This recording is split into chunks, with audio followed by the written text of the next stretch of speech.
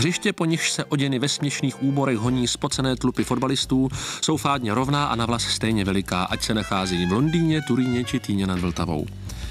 To hřiště golfová, po kterých vláčejí své hole hráči elegantně ustrojení, vyznávají svébytnost a originalitu.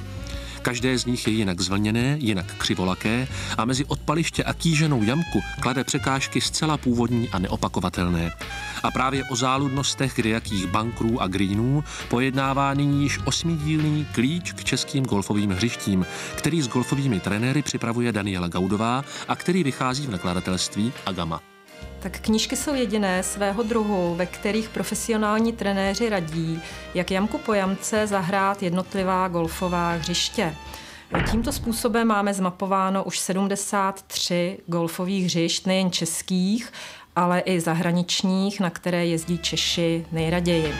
Knížku bych ráda doporučila i negolfistům nebo těm, kteří teprve chtějí začít s golfem, protože zde máme informace o jednotlivých klubech i hřištích, jsou tady medailony golfových trenérů, které mohou pomoci při rozhodování, s kterým trenérem začít hrát golf.